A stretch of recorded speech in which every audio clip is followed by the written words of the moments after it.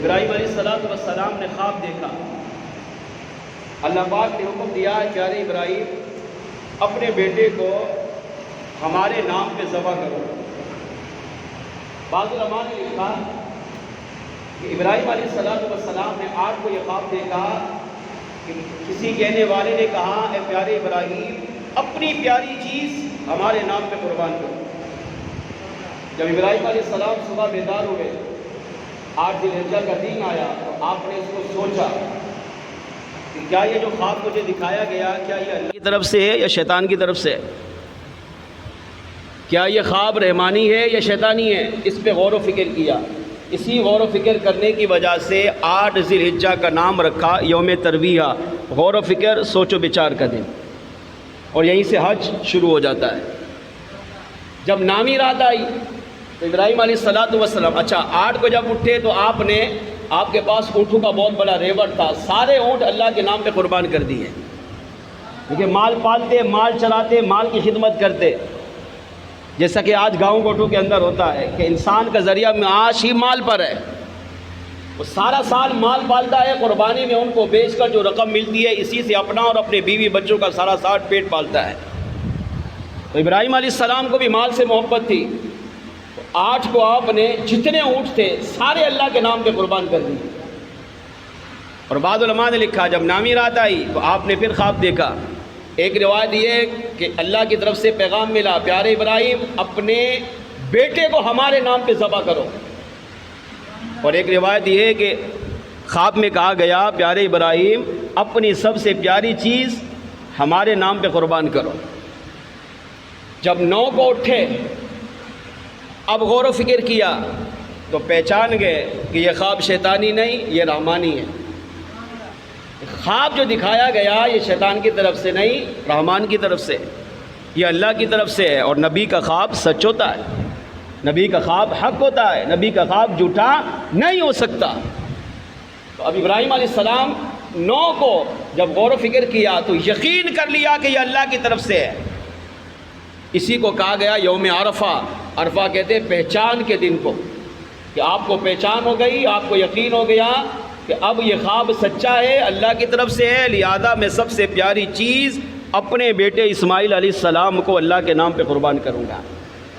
جب 10ویں رات آئی عید والی رات تو پھر یہی خواب دیکھا کہ اللہ کی طرف سے پیغام ملا پیارے ابراہیم اپنے بیٹے اسماعیل علیہ السلام کو ہماری راہ میں ذبح کرو. اب امام راضی رحمۃ اللہ تعالی علیہ نے بڑی پیاری بات لکھی، فرمایا ابراہیم علیہ السلام کا یہ سب سے بڑا امتحان تھا. کیوں؟ فرمایا آپ نے جب شادی بی بی سارہ رضی اللہ تعالیٰ عنہ سے کی تو 90 سال گزر گئے، اولاد نہیں ملی. 90 سال کے بعد اولاد ملی. آج کے ماں باپ کو اگر 1 سال میں اولاد نہ ہو تو پریشان ہو جاتے ہیں. اپنا روحانی جسمانی ہر طرح کا علاج کیا جاتا ہے، دعائیں کرائی جاتی ہیں کہ اولاد مل جائے. اور اگر 10 20 25 30 سال ہو جائیں تو ماں باپ کی زندگی عجیب ہو جاتی ہے. اولاد کی حسرت، اولاد کی تمنا، اولاد کی طرف ماں باپ کو وہ خوشی نہیں مل پا رہی ہوتی جو اولاد کی نعمت سے ملتی ہے. وہ میاں بیوی پریشان رہتے ہیں. ماں لڑکی کہتی ہے میں ماں نہیں بن سکی، لڑکا کہتا ہے میں باپ نہیں بن سکا، شادی کا کیا فائدہ ملا. تو آپ سوچیں 90 سال کی عمر کے بعد، اور وہ بھی ایسی عمر کہ جس میں اولاد ہوتی ہی نہیں ہے، جس میں عورت اس عمر کو پہنچ کر اولاد جننے کے قابل ہی نہیں رہتی. مگر اس خالق کی ارض و سما نے ابراہیم علیہ السلام کو ایسی عمر میں بھی چاند سے بھی خوبصورت بیٹا اسماعیل علیہ السلام عطا کیا. اور ابھی اسماعیل علیہ السلام کی عمر کتنی؟ بعض علماء نے لکھا 7 سال، بعض نے لکھا 13 سال، یعنی نابالغی کی عمر، بچپن کی عمر ہے. اور حکم کیا مل گیا کہ اسی کو ہمارے نام پہ ذبح کرو. اگلا دن آیا، 10واں دن آیا. یہ آسان نہیں ہے. ہاں 90 سال کے بعد اولاد ملے، وہ بھی خوبصورت اولاد، وہ بھی نبی اولاد، اور پھر اسی کو کہا جائے اب اللہ کے نام پہ ذبح کر. یہ جو باپ ہے وہ سوچے کیا وہ یہ کر سکتا ہے؟ ہمارے پاس اولاد کو 3 دن کے قافلے میں بھیجنے کے لیے ٹائم نہیں ہے. ایک دن کے اجتماع میں بھیجنے کے لیے ٹائم نہیں ہوتا. ہم کہتے نہیں ہم اپنی اولاد کو اپنے آپ سے دور کیسے کر سکتے ہیں. مگر اللہ کے نبی ابراہیم علیہ السلام فوراً تیار ہوئے. فرمایا نہیں اے میرے مالک، 98 سال کی عمر میں تو نے بیٹا دیا، کون دے سکتا ہے تیرے علاوہ؟ اگر تو نے دیا ہے اور تو نے ہی مانگا ہے تو یہ تیری نعمت ہے، اور تو نے اپنی نعمت اپنی امانت مانگی ہے تو تیرا ابراہیم اس سے بھی سپورٹ کرنے کے لیے تیار ہے. 10واں دن آیا، عید کا دن آیا. ابراہیم علیہ السلام گھر تشریف لائے.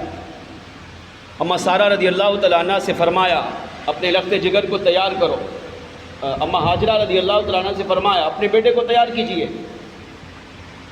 بی بی حاجرہ رضی اللہ تعالیٰ عنہ نے اسماعیل علیہ السلام کو تیار کیا.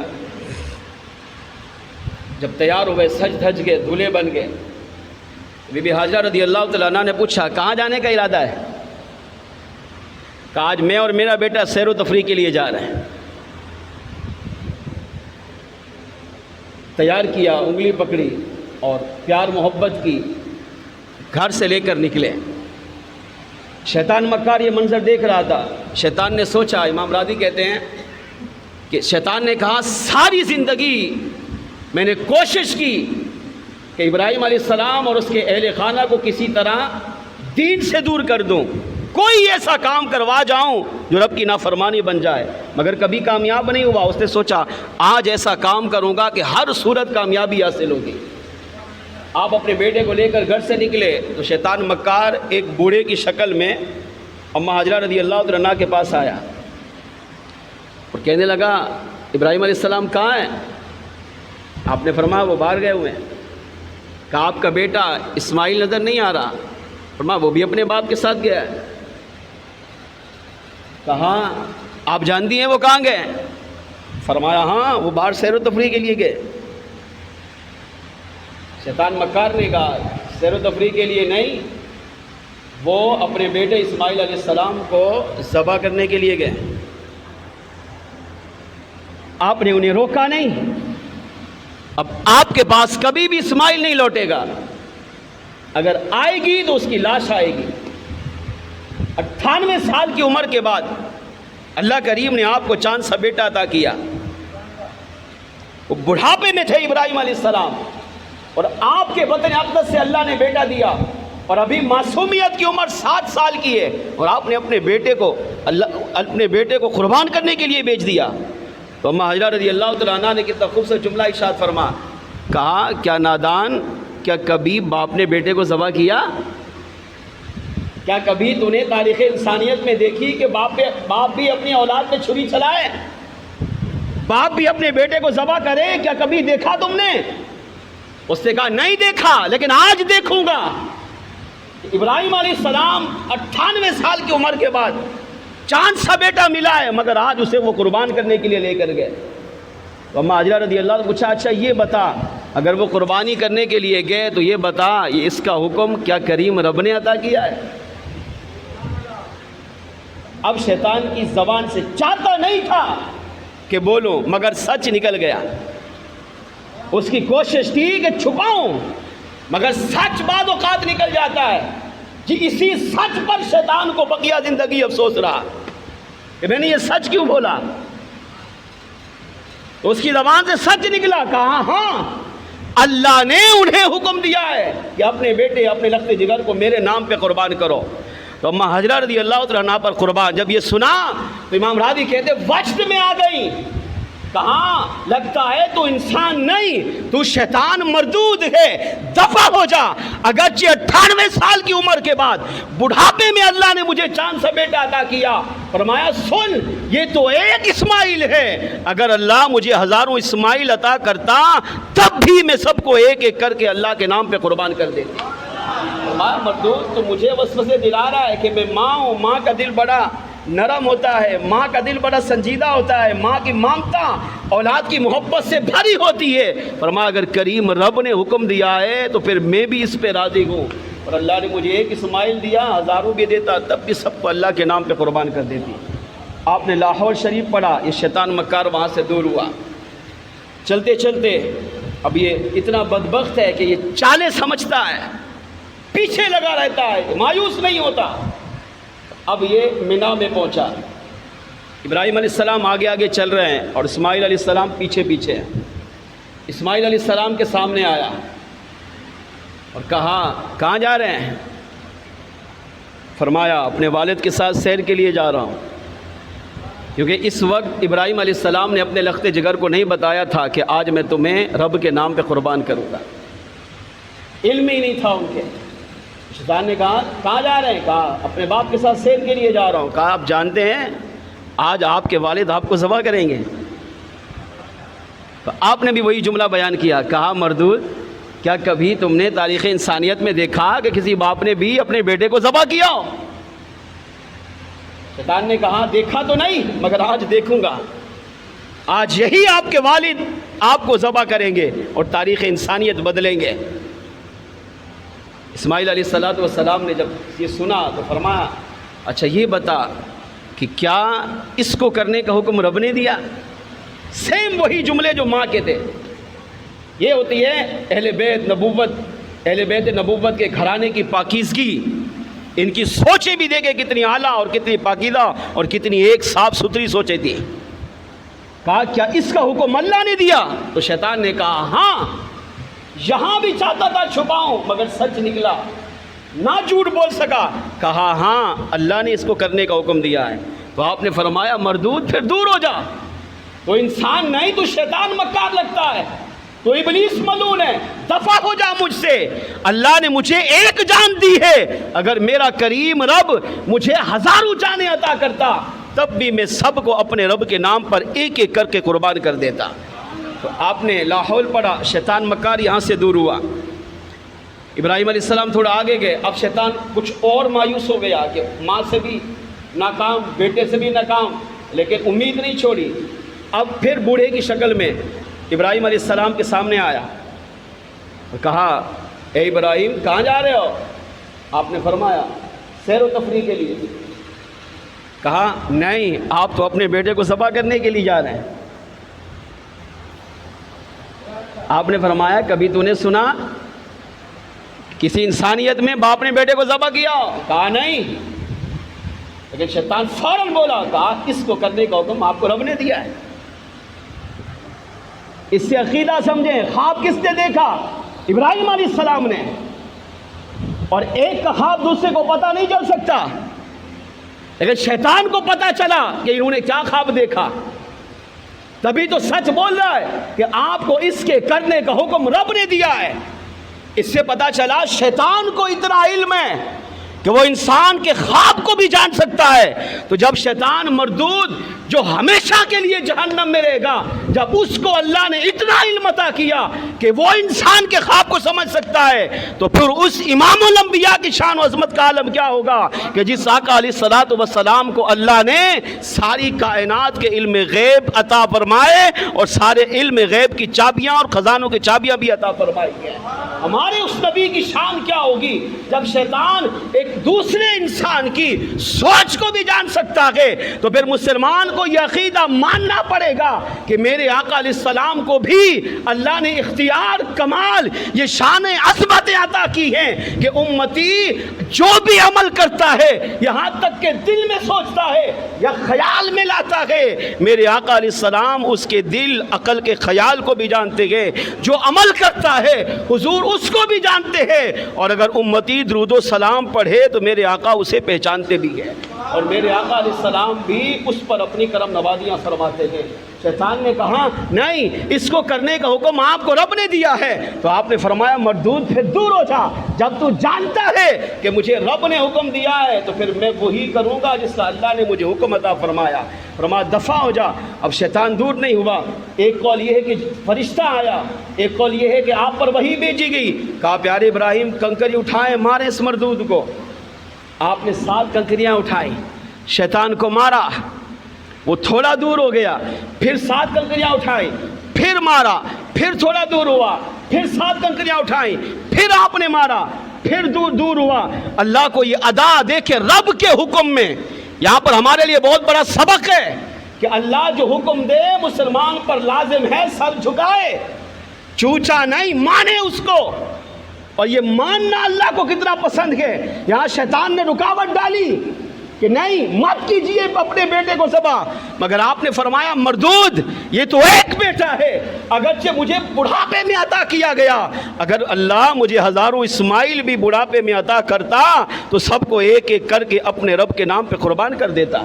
ایک میں رکاوٹ ڈالنے کے لیے آیا۔ اللہ کریم کو ابراہیم علیہ السلام کی یہ ادا اتنی پسند آئی، امام راضی کہتے ہیں کہ اللہ کریم نے اس کنکری مارنے والے عمل کو حاجی کے اوپر لازم کر دیا ہے۔ حاجی کا حج اس وقت تک ادا ہی نہیں ہوتا جب تک وہ شیطان کو 3 جگہ پر کنکریاں نہیں مارتا۔ فرمایا اس میں حکمت یہ تھی کہ وہ حاجی وہاں جائے اور وہاں جا کر حج کرے اور شیطان کو کنکریاں رب کے لیے مارے گا، مگر اس بہانے میرے پیارے ابراہیم خلیل اللہ کی سنت قیامت تک چلتی رہے گی۔ ابراہیم علیہ السلام کی وہ ادا کو قیامت تک باقی رکھنے کے لیے حاجی پر کنکریاں مارنے کو لازم کر دیا۔ اس سے پتہ چلا نیک عمل میں اگر رکاوٹ آ جائے اور مسلمان اس رکاوٹ کی پرواہ نہ کرے، وہ نیک عمل کر گزرے، تو اللہ کریم کو وہ عمل اتنا پسند آتا ہے کہ اللہ اس کا اجر و ثواب بھی عطا کرتا ہے اور اس کو اللہ کریم قیامت تک کے لیے باقی بھی رکھتا ہے۔ اب ابراہیم علیہ السلام نے فرمایا دور ہو جا، جب رب نے حکم دیا ہے تو ایک اسماعیل نہیں ہزاروں اسماعیل ہوتے، تب بھی سب کو اللہ کے نام پہ قربان کر دیتا۔ آپ آگے چلے، اب جب شیطان دفع ہو گیا تو اپنے بیٹے اسماعیل علیہ السلام کو بلایا، پیار کیا اور اب آ کر بتایا، مینا میں آ کر بتایا میرے لخت جگر یا بنی انی اری فی المنام انی اذبحک فانظر ماذا تری۔ قرآن کریم میں اللہ کریم نے ارشاد فرمایا، ابراہیم علیہ السلام کے جملے کتنے پیارے تھے اور اللہ کو اتنے پسند آئے کہ انہی جملوں کو اللہ نے قرآن کا حصہ بنایا تاکہ ہر امام نماز میں پڑھے، ہر حافظ نماز تراویح میں پڑھے اور وہ پڑھے گا قرآن، لیکن میرے پیارے ابراہیم کی ان اداؤں کو بھی ادا کرے گا۔ سنت کو اللہ نے زندہ کیا، قیامت تک قرآن کا حصہ بنا دیا۔ یا بنیجا، اے میرے لخت جگر، اے میرے بیٹے، یہ نہیں کہا اے میرے اسماعیل، نام نہیں لیا، اے میرے بیٹے۔ علماء کہتے ہیں اس میں راز تھا کہ نام میں وہ کشش نہیں جو کشش بیٹا کہنے میں ہے۔ باپ کو بیٹا نام لے کر پکارے تو ہو سکتا ہے باپ ناراض ہو جائے، بے ادبی بن جائے، لیکن اگر بیٹا باپ کو باپ کہہ کر، ابو کہہ کر پکارتا ہے تو باپ کے دل میں جو محبت پیدا ہوتی ہے وہ نام لے کر نہیں پیدا ہوتی۔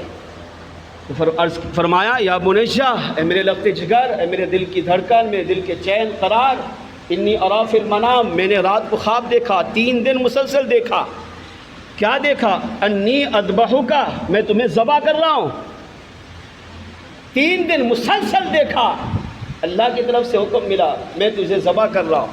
فانظر ماذا تری، 7 سال کا بچہ ہے اور باپ کہہ رہا ہے بیٹا میں نے تجھے خواب میں ذبح کرتے ہوئے دیکھا، فانظر ماذا تری، آپ تمہاری رائے کیا ہے؟ آج کے بیٹے کو اگر آپ کہیں تو بیٹا آگے ہمارے ساتھ اشر کیا کرے گا، اس کی سوچ کیا ہوگی؟ اچھا پھر خواب کی بات ہے، اسماعیل علیہ السلام چاہتے تو کہہ سکتے تھے ابو یہ تو خواب ہے، خواب پہ عمل کرنا ضروری تو نہیں، خواب خواب ہوتا ہے، اللہ کی طرف سے حکم تھوڑی ملا، کہہ سکتے تھے مگر نہیں کہا، بلکہ کیا جملہ کیا؟ یا ابتی، اے میرے والد۔ انہوں نے کہا یا بنیا، اے میرے لخت جگر۔ اسماعیل علیہ السلام نے بھی اپنے باپ کو نام لے کر نہیں، باپ کہہ کر، یا ابتی، اے میرے باپ، اے میرے والد۔ آپ مجھ سے پوچھ رہے ہیں میں کیا کروں؟ فانظر ماذا تری، میری کیا رائے ہے؟ عرض کیا بحضور ففعل ما تؤمر، آپ وہ کر گزریے جس کا حکم آپ کو رب نے عطا کیا ہے۔ یہ ماں کے اندر بھی بڑی تفصیل ہے، ماں کے اندر امام راضی کہتے ہیں آپ نے یہ نہیں کہا کہ اے میرے باپ مجھے ذبح کر دیں، حالانکہ بات یہ ہو رہی تھی کہ اے میرے باپ نے کہا میں نے دیکھا خواب میں تجھے ذبح کر رہا ہوں، اب اس کا جواب یہ بنتا ہے کہ بیٹا بھی کہے ہاں مجھے ذبح کر دے، مگر آپ نے یہ نہیں کہا مجھے ذبح کر، بلکہ کیا کہا؟ ففعل ما تؤمر، آپ کے رب نے جو آپ کو حکم دیا ہے وہ کر گزریے۔ امام راضی کہتے ہیں جو ماں کے کا مطلب یہ ہے کہ اے میرے والد، اگر اللہ نے مجھے پیدا کیا، مجھے ایک جان عطا کی ہے، تو آج میں اسماعیل اپنی ایک جان بھی رب کے نام پہ قربان کرتا ہوں، اور اگر اللہ مجھے زندگی میں ہزاروں جانیں دے یا زندگی میں جو بھی نعمت عطا کرے گا، اور میرا رب جب بھی مجھ سے مانگے گا، اے میرے والد سوچئے مت، میری طرف سے وہ ہر نعمت اللہ کے بارگاہ میں قربان کر دیجیے، ہر چیز پیش کرنے کے لیے تیار ہو۔ فَفْعَلْ مَا تُؤْمَرْ کا مطلب یہ ہے کہ ولادت سے لے کر وصال تک اللہ مجھ سے جو مانگے گا میں اپنے رب کی بارگاہ میں پیش کروں گا، کبھی چوں چرا نہیں کروں گا، کبھی سوچوں گا نہیں۔ اور آپ میرے باپ ہیں، میرے بارے میں اگر آپ کو رب یہ تو ذبح کا حکم دے رہا ہے، اللہ جو بھی آپ کو حکم عطا کرے مجھ سے پوچھئے مت، بلکہ اللہ جو کہے میرے والد اسی کو کر گزریے، کیونکہ میں چاہتا ہوں کہ کاش میری جان میرے رب کے نام پہ قربان ہو جائے۔ ابراہیم علیہ السلام نے جب یہ ایمان افروز جملہ سنا اور آگے عرض کیا ستجدنی، گھبرائیے مت، ستجدنی انشاءاللہ من الصابرین، اگر اللہ نے چاہا تو آپ مجھے صبر کرنے والوں میں سے پائیں گے۔ میں واویلا نہیں کروں گا، شور نہیں کروں گا، چیخوں گا نہیں، چلاؤں گا نہیں، شکایت نہیں کروں گا، آپ سے ناراض نہیں ہوں گا، صبر شکر کے ساتھ پڑا رہوں گا، اور صبر شکر کے ساتھ اپنی جان کا نذرانہ رب کی بارگاہ میں پیش کر دوں گا۔ ابراہیم علیہ السلام نے جب یہ ایمان افروز جملہ سنا تو فرط محبت سے آنکھوں سے آنسو جاری ہو گئے، بیٹے کی محبت نے جوش مارا، اپنے بیٹے کو اٹھایا، سینے سے لگایا، پیشانی پہ بوسہ دیا، گالوں کو چوما، ہونٹ کو چوما، اور تھوڑی دیر روئے، پھر آپ کو نیچے رکھا۔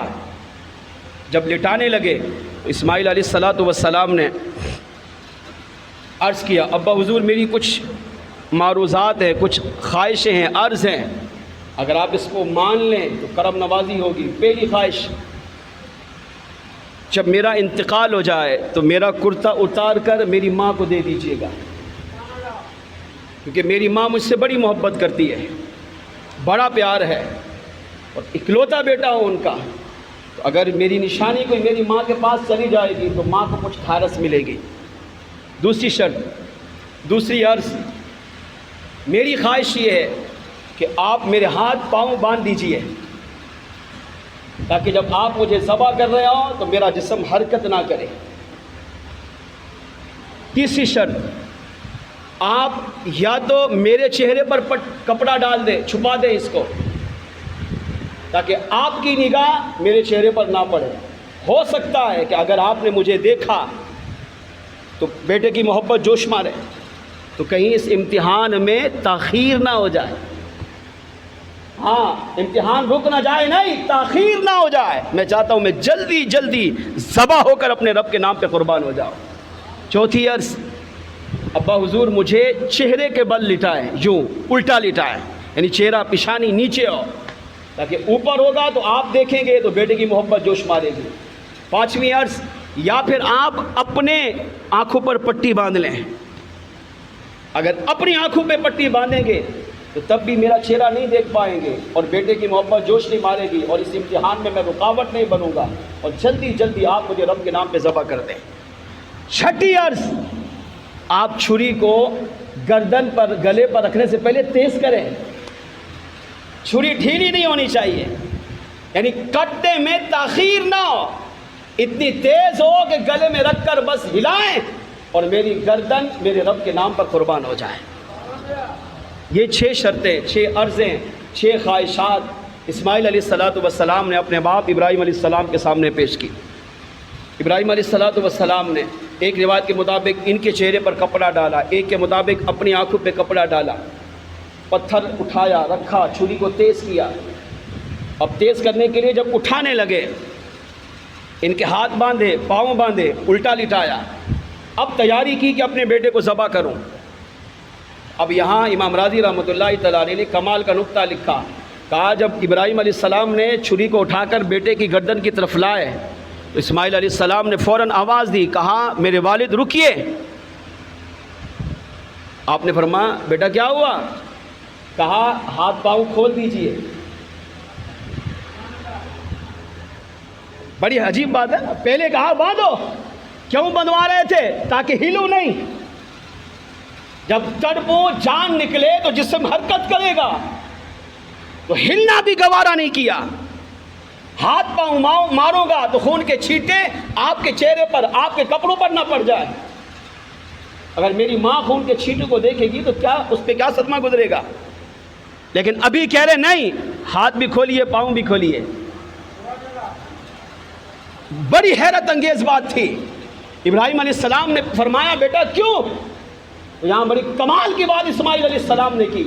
عرض کیا حضور ہاتھ پاؤں کھولیے تاکہ قیامت تک کسی بد عقیدہ کو یہ اعتراض کرنے کا موقع نہ ملے کہ ابراہیم علیہ السلام نے اپنے بیٹے کو باندھ کر ذبح کیا، اور باندھا وہی جاتا ہے جس کے ذبح ہونے کی خواہش نہ ہو، یعنی یہ اس کے ساتھ زبردستی کا عمل ہو جائے گا۔ کہیں قیامت تک کوئی یہ نہ کہہ سکے کہ ابراہیم علیہ السلام نے اپنے بیٹے کو زبردستی ہاتھ پاؤں باندھ کر ذبح کیا۔ آپ کھول دیجئے، اور ستجدنی انشاءاللہ من الصابرین، اگر میرے رب نے چاہا تو ہاتھ پاؤں کھلے ہونے کے باوجود بھی آپ جب ذبح کریں گے تو میرا جسم حرکت بھی نہیں کرے گا۔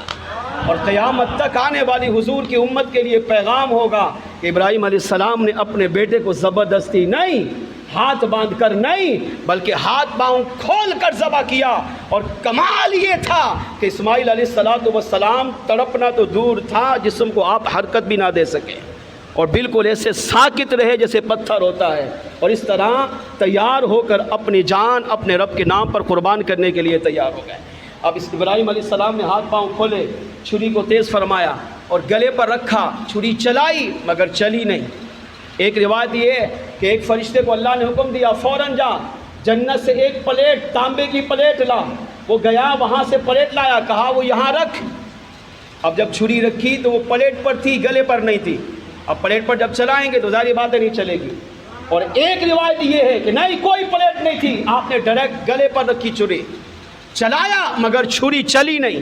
آپ نے اس کو ہٹا کر پھر پتھر پہ مارا، پھر چلایا، نہیں چلی، تیسری مرتبہ چلایا تب بھی نہیں چلی، تو آپ نے چھری سے کلام کیا۔ چھری سے کون کلام کرتا ہے؟ مگر نبی جانتا ہے کہ اس کے نہ چلنے کی وجہ کیا ہے۔ تو آپ نے فرمایا تو چلتی کیوں نہیں، تاخیر کیوں کر رہی ہے؟ باپ بھی تیار ہے ذبح کے لیے، بیٹا بھی تیار ہے ذبح کے لیے، مگر تو ہمارے اندر رکاوٹ کیوں بن رہی ہے؟ تو چھری کو اللہ نے بولنے کی طاقت دی، اور چھری نے عرض کیا کہ ارے خلیل، آپ کہتے ہیں چل، مگر آپ کا خالق و مالک کہتا ہے خبردار اگر اس کے گلے کو کاٹا، خبردار اگر چلی۔ اب چھری کا کام کاٹنا ہے، مگر چھری بھی تب کاٹتی ہے جب اس کو خالق کا حکم ملتا ہے۔ اور تیسری روایت اس سے بھی بڑی کمال کی، امام راضی کہتے ہیں چھری کو جرت کیسے تھی کہ یہاں چلتی، کیونکہ اسماعیل علیہ السلام کی پشت میں میرے آقا کا نور مصطفیٰ موجود تھا۔ ابراہیم علیہ السلام کی نسل سے حضور نے پیدا ہونا تھا۔ اگر اسماعیل علیہ السلام ذبح ہو جاتے تو آقا کی ولادت نہ ہوتی، اور جب حضور ہی نہ آتے تو پھر کائنات کو بنانے کا مقصد ہی بیکار ہو جاتا۔ کائنات کو بنانے کا مقصد ہی حضور کی ذات مبارکہ تھی۔ تو چھری نے اس لیے نہیں کاٹا کہ اسماعیل علیہ السلام کی پیشانی میں میرے آقا کا نور مصطفیٰ تشریف فرماتا۔ کہا حضور کے نور کے ہوتے ہوئے کیسے جل سکتی ہے؟ ابراہیم علیہ السلام جب نمرود کی آگ میں گئے تو آگ نے نہیں چلایا، کیونکہ وہاں بھی نور مصطفیٰ موجود تھا۔ اور اسماعیل علیہ السلام کو جب ذبح کیا گیا تو چھری نہ چلی، کیونکہ اسماعیل علیہ السلام میں حضور کا نور موجود تھا۔ بالآخر آپ چلاتے رہے، اللہ نے فوراً جبریل کو بھیجا، جبریل علیہ السلام آئے اور دور سے کہا اللہ اکبر اللہ اکبر، دور سے آواز دی۔ تو آپ نے آسمان کی طرف سر اٹھا کر دیکھا تو جبریل امین علیہ السلام نیچے اتر رہے ہیں، ہاتھ میں جنتی دمبا مینڈا ہے۔ آپ اس کو لے کر آئے اور کہا پیارے رک جائیے۔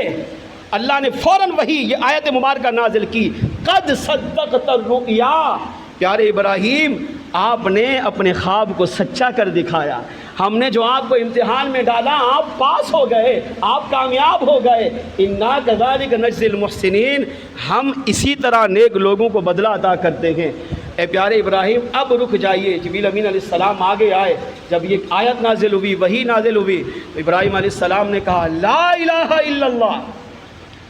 جبریل امین علیہ السلام نے کیا کہا؟ اللہ اکبر اللہ اکبر، اور آپ نے فرمایا لا الہ الا اللہ، اور ہٹ گئے، پٹی کھول دی یا ان کے چہرے سے کپڑا ہٹا دیا۔ اور اسماعیل علیہ السلام نے جب جبریل کو آتے ہوئے دیکھا تو فرمایا اللہ اکبر وللہ الحمد۔ اللہ کریم کو ان تینوں پاکیزہ ہستیوں کی یہ ادا اتنی پسند آئی کہ اللہ کریم نے اس کو قیامت تک باقی رکھنے کے لیے قربانی کے دنوں میں ہر نماز کے بعد ایک مرتبہ ہر مسلمان پر پڑھنا واجب کر دیا ہے، تاکہ مسلمان نماز کے بعد یہ تکبیر تشریق پڑھتا رہے، یہ پڑھے گا اللہ کے لیے، مگر قیامت تک ابراہیم، اسماعیل اور جبریل امین علیہ السلام کی سنت کو اللہ نے زندہ کر دیا۔